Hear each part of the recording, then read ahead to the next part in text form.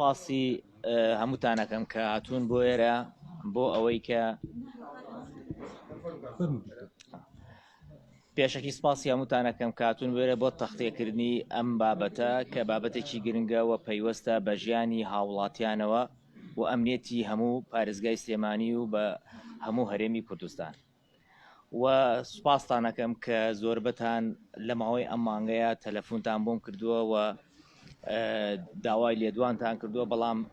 بمبورن کە نەمتوانی قسە بکەم بەوەی زۆروفی تەندروستیمەوە و بەشێکیشی پەیوەست بوو بەوەی کە ویستم هێزە ئەمیەکان بە دڵی خۆیان بتوانن کارەکانیان جێبەجێ بکەن بۆ ئەوەی من هیچ تەداخولێک نەکەم لە کاری هێزە ئەمیەکان و لێرەوە سوپاسی هاوڵاتیانی هەرێمی کوردستانەکەم کە بەڕاستی بە پەرۆشیوە ماوەی مایەکە ئەحواڵی منە پرسن و تەلەفۆنم بۆ ئەکەن و داوای لێبوردن لەو کەسانەکەم کە نەمتوانیوە جوابیان دەمەوە بەهۆی ئەوەی کە تەندروستیم باش نەبووە یان دکتۆر نەهێڵاوە کە لە تەلەفۆنا قسە بکەم و سوپاسی و برادرانەی ئەوروپاکەم کە توانیان ئەم کەیسەی من بگەێنە ئەو وڵاتانە بە تایبەتی پەرلەمانی سوید و ئەو چالاکوانانەی چ لە سویدن چ لە هۆڵندان چ لە دەرەوەی کوردستانن کە بە هەمویانەوە ئیشان لەسەری کردووە و کاریان کردووە بۆ ئەوەی کە دەنگە ناڕازەکانی ئێمە بگاتە دەرەوەی وڵات. من دوای ئەوەی کە سوپاسی ئێوە سوپاسێکی ینی بێپایانە گۆڕ لە یەکەم ڕۆژەوە کە لەگەڵ مابوون و کەیسەکەتان گوازێتەوە بۆ خەڵکو و بێلایەنانە زۆربەتان کارتانتیا کردووە و سوپاسانەکەم جارێکی تر. من لێرە ئەوەندە ئەڵێم باقیەکەی دوای ئەوە قساکەم کاگوریە وەکو پارێزەرێک لە کەیسەکەم کە کەیسی ئەو هێرشانە کردوتە سەر من ڕووە قانونیەکەیتان بۆ باسەکە دوای ئەوە من ڕووە سیاسەکەی بە شێوەیەکی فراوان بۆتان باسەکەم. سپاس. سپاس بۆ ئێوە. دیارە لەو ڕۆژووی کە هێرش کراوەتە سەر دکتۆر غالب ئێمە وەکو پارێزەر لە کەیسەکەی دکتۆر غالبدا کارمان کردووە. کارەکان بە دوو شێوە بووە لە هەرێمی کوردستاندا هەر یەکەم ڕۆژ فەرمانی گرتن بۆ تۆمەتبارانی و کەیسە دەرچووە. ئێمە سکاڵاکەمان لە تۆمەتباری سەرەکی و گروپی پشتەوەی هێرشکردنە سەر دکتۆر غالب واتە ئێمە پێمان وا بووە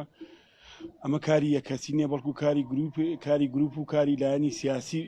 ڕەنگە لایەنی سیاسی بێ بۆ ئێمە سکاڵاکەمان بۆ شێکرۆ کە سکاڵامان لەو گروپە هەیە کە هێرشیان کردوە سەر دکتۆر غالب چونکە هێرشەکە وە کەیسەکە کەیسێکی سیاسی بووە. دواتر لەبەر ئەوەی کە تەداخلاتە بۆ لە کاروباری دادگا و تەداخلاتە بۆ لە ناو هێزانەکانە تەداخلاتی جیاواز ئێمە بەپێی مادەی 55 لە قانونی سوڵی محاکەماتی جەزایی داوای نقلی واکەمان کردووە بۆ بەغداد. لەبەر دوو هۆکاریەکەمان بارودۆخی ئەمنی لە هەرێمی کوردستاندا بەداخەوە ڕۆژ بە ڕۆژ بەرەو خراپتر دەچێت. دومیش پێمان وایە ئەگەر کەیسەکە بچێتە بەغا هاوکار دەبێت بۆ دۆزینەوەی ڕووی ڕاستەقینەی داواکە. ئێستا ئەو تەڵەبەی کە ئێمە کوردمانە چوەتە دادگای تەمیز، داوا لە دادگای تەمیز هەرێمی کوردستانەکەین قبوڵی داواکاریەکەمان بکە بە گواستنەوەی داواکە بۆ دادگاکانی عێراق. لە لایەکی ترەوە بەڕێزان دکتۆر غالب و هاوڕێکانی لە پەرلەمانی عێراق داوایان کردووە لە ڕێگای ئەنجومەنی دادوەری عێراقەوە کە کەیسەکە نقل بکرێت بۆ بەغداد. واتە دوو داواکاریەکیان لێرەوە داواکاریەکیان لە ئەنجومەنی نوێنەوەی عێراقەوە. خۆشبەختانە بەڕێز فایق زێدان ڕئیسی مەجلیسی قەزای عالا لە عێراق ئەویش داوای لە ئەنجومەنی دادوەری هەرێمی کوردستان کردووە کە کەیسەکە بگوازرێتەوە بۆ بەغداد. تا ئێستاوەی کە هەیە ئەم داواکاریانەیە و بەداخیشەوە ئێمە دڵگەرایی خۆمانەوە ڕاگەین کە تا ئێستا تۆمەتباران و تاوانبارانی ئەو کەیسە تا ئێستا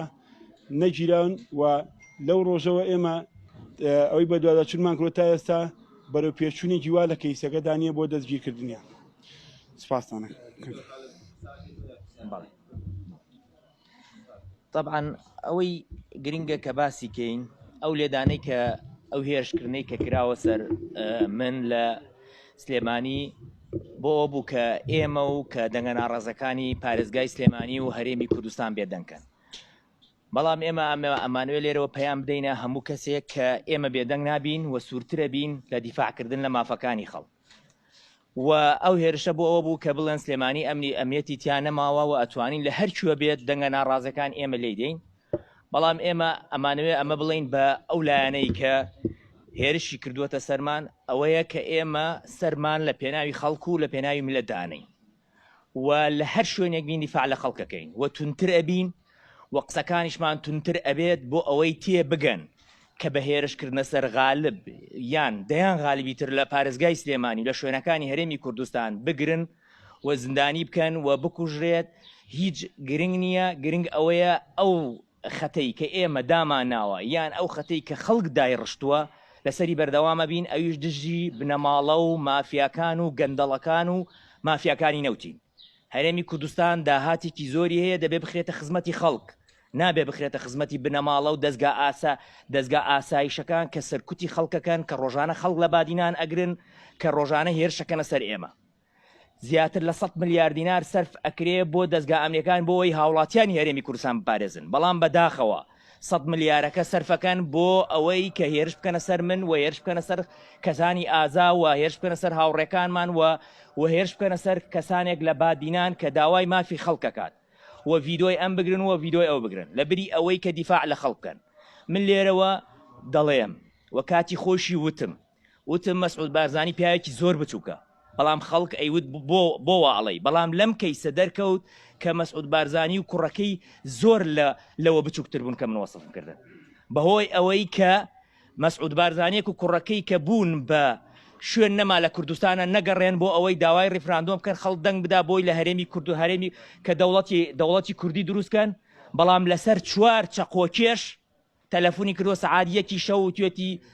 ئەیکەم بە 2 ئیدارەی، یعنی بزانن ئەمانە چەند بچووکن کەواتە هیچ فەرقی نییە لەگەڵ ئەو چەقۆکێشانە. و هەروەها لێرەوە دەڵێم شەرمە بە قوبات تاڵەبانی کە بە تەلەفۆنێکی مەسعود بارزانی بە پێیپەتی ڕۆشتووە بۆ ئەوەی کە ئەو 3 چەقۆکێشەی کە گیرا بوون لە ئاسایشە بۆ ئەوەی بەریاندا.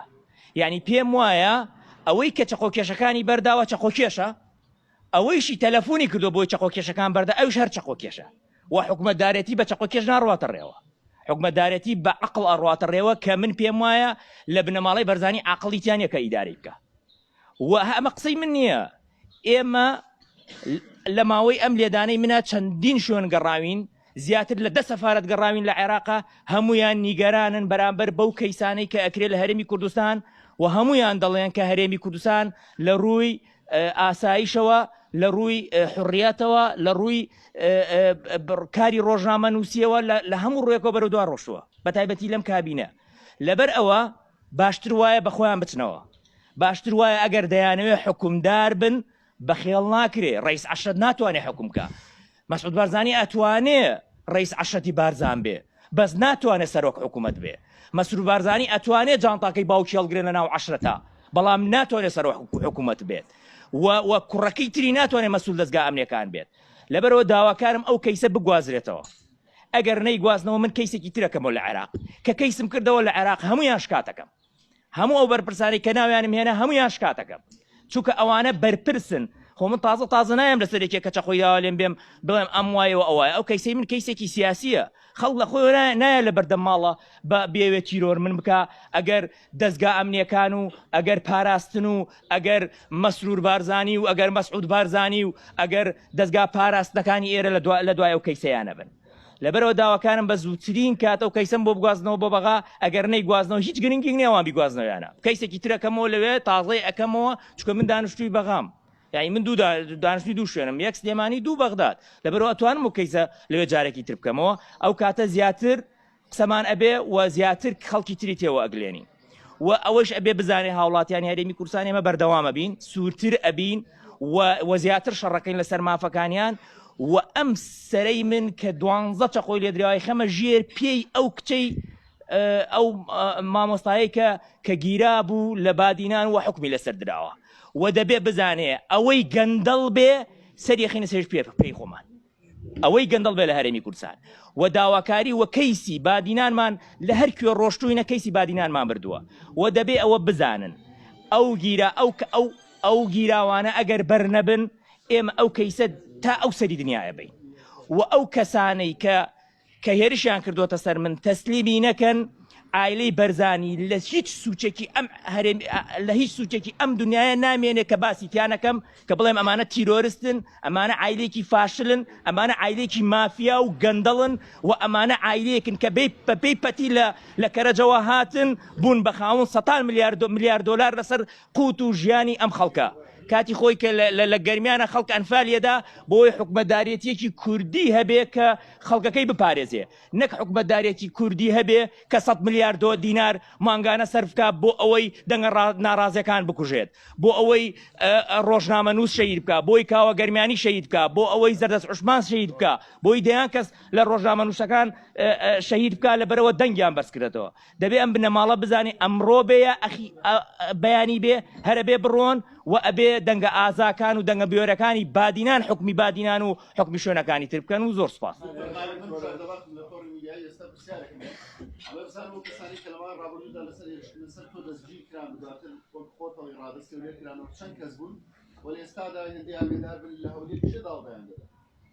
وڵی ئەگەر ڕووی قانونی بێ مەگەر ئەم جاویدات ئێمە پێمان وایە ئەو کەسانی کە لێرە دەستگیرکران بەداخەوە ئاسایی سلێمانی و دەستگا ئەمنیەکان بە ڕسمیەمان ئاگادار نەکرد. ئایا لێرە لە سلێمانی خەڵک گیراوە لەسەر دۆسی هێرشکردن سەر دکتۆر خالب، بەڵام دوای ئازادکردنیان لە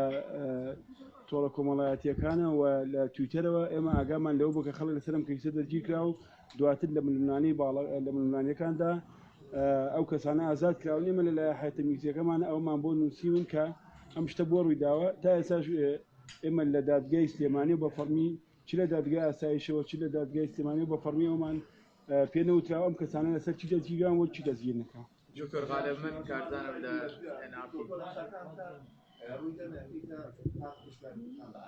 و بەشێک لە یەکێتیش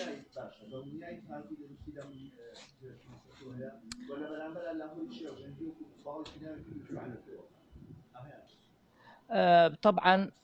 خۆی ئەوەی کە لە دەستگای ئەمنی بێ بەرپرسە لەوەی کە بتوانێت کە کارێک بکە بۆی کەسانە بگیرێت. تا ئەسێمەوە کەس دەگیراوە، ئەوەی کە ینی کەس نەگیراوە بە مانای قانونیەکەی کە ئێمە بانگمانکەم بڵێن ئەمانە گیراوە، بەڵام ئەوەی کە ئێمە ڕوونە لامان دوای تویتەرەکەی هاوسەرۆکی یەکێتی بۆمان دەرکەوت کە سێ کەس گیراوە و سێ کەسەکەش بەڕوونی خۆی ئەڵێ، ئەمە قسەی من نییە، بەڕوونی ئەڵێ زەختمان لەسەرە و بەریشمان داوە. یعنی ئەمە ئەوە ئەگەیەنێ کە هێزە ئەمنیەکانی لە هەرێمی کوردستان هەمویان لە ژێر کاریگەری حزبدان و حزب دەتوانێت بە تەلەفۆنێ خەڵ بگرێ و بە تەلەفۆنێ بەریدا. ئەنجا من لەبەرەوە داواکارم کە لە دادگا هەرچەند من پێم وایە داواکانمان هیچ سادەی نییە، چونکە ئەم دادگانە دادگایەکی سیاسیە، لەبەرەوەی ئێمە داوامان کردووە دادگایەکی حزبی، لەبەرەوە داوامان کردووە کە ئەم کەیسە بگوازرێتەوە بۆ عێراق، چونکە بڕوامان نە بە دادگای ئێرەماوە بەڕاستی نە بە بەشێک لە هێزە ئەمنیەکان، چونکە بەشێکیان خەڵکە گرن و خەڵک بەرەدەن هیچ سوودێکی لێرا بێ. ینی بە پێمەسانی بەڕێستان بێ سەرەتای ڕووداوەکە ڕوویدا هەموو هێزەمنیەکان لە سلێمانیات مەسەرخەت بەڵێنەوەیاندا ئەم کەیسەیەک لای بکەنەوە و ئەوانەی هێرشیان کردوە سەر تۆ دەستگیریان بکەن. بەڵام ئێستا هەستەکەی کە ئەمە پراوێستراوە و بەگشتیش چەند کەس تۆمەتبارن ینی بە هێرشکردنە سەر ئێمە وتمانە گروپ ئەو گروپەی کە هێرش کرد سەر دکتۆر خالب، چونکە وتمانە کەیسەکە کەیسێکی سیاسیە، ئەو ڕووداوی هێرش کرد سەر دکتۆر خالب ڕووداوێکی سیاسیە. دەستگا ئەمنیەکان لە تەنفیزکردنی بڕیارەکانی محکەمەدا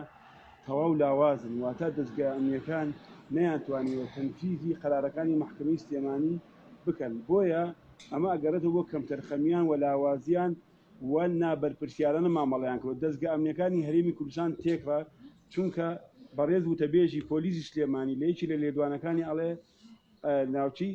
تۆمەتبارانی سەرەکی ئەم ڕووداوە ناوچی سلێمانیان بەجێشتووە. پێمان ناڵێت چۆن ناوچی سلێمانیان بەجێشتووە، پێمان ناڵێت لەکوێیە. و ئێمە پێمان وایە دەبێت دەسەڵاتی تەنفیزی لە هەرێمی کوردستاندا بەڕازگۆیی و ڕاشکاوانە وەڵامی ئەومان بداتەوە. ئایا تۆمەتبارانی کەیسەکە لە کوێن، چوونەتە کوێ، ئێستا لەکوێ داڵدەدراون؟ ئێمە داواکاری ئەومان بەڕوونی وەڵام بدوێتەوە، نەک قسەی لابەلاو لە تۆڕە کۆمەڵاتەکانە وەڵامکاریە بێ. ئێمە داواکەین ئەم کەیسە کەیسێکی تەواو قانونیە، داواکەین ڕازگۆیانە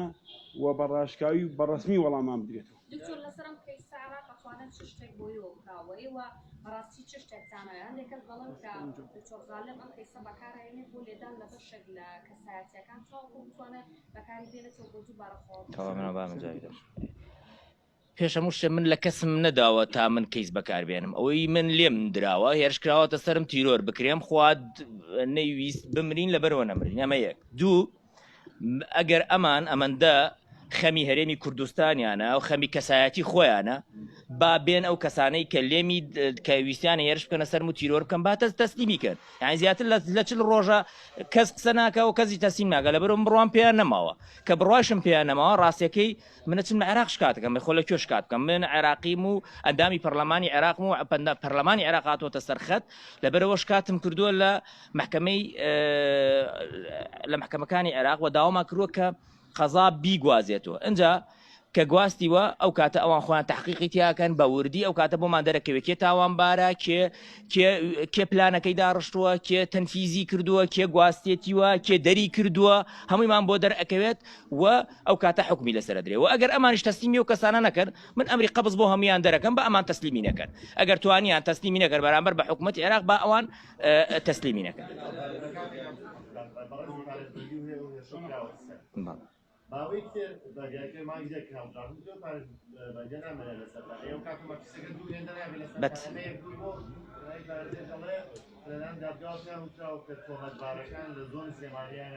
نەموت دادگا وتم وتەبێژی پۆلیسی سلێمانی لە کۆنفرانسێکی ڕۆژنامانیە بەیون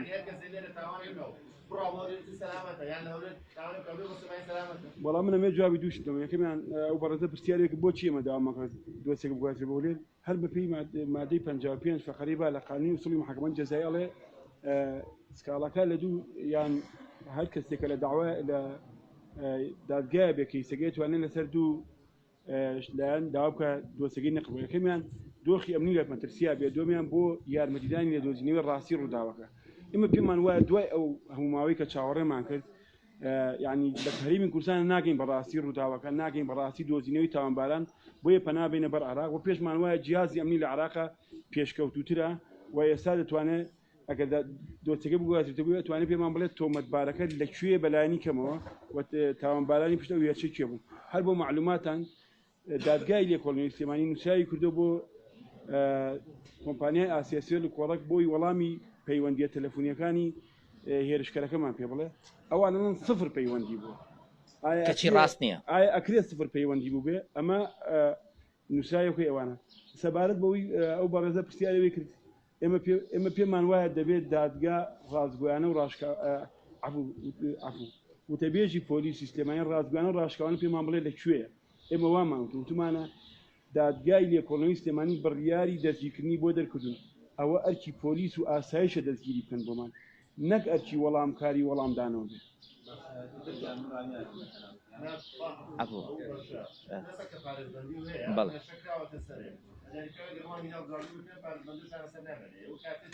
ئەو کاتە خراپتر بەتەکید یعنی ئێمە بەڕاستی ژیانمان لە خەتەرایە بەڵام طبیب من وەکو خۆم ینی ڕاستی من ئەم بابەتێکی ئێمە دەستمان بۆ بردووە لە 2009 قسە ئەەکەین و ئیشەکەین لەسەری ئەزانین ژیانمان لە خەتەرایە و قسەی من ینی پشتیوانی قسەکەی تۆگەم خراپتر ئەبێ لەسەر ئێمە بەڵام ئەوەی گرنگە ئێمە بەڕاستی بەردەوام بین بە هەمومانەوە گرنگە بەردەوام بین چکە بەڕاستی ناکرێ مافیایەک ئیتر چیتر حکمی ئێمە بکە یعنی من نمونەیەک دەبێت موازنە تێپەڕیوە و ئەمانەڵێن هەمومیانەڵێن ئێمە زۆر مهمە و موازنەمان کرد و تەواو بوو ئێتەواو موازنەتان کرد دەستان خۆش بێت اتفاقتان کرد خۆتان کاکە ئێمە ئیتیان نەبووین هەر هەمووی خۆتان کردان بەس موچەی خەڵک بدەن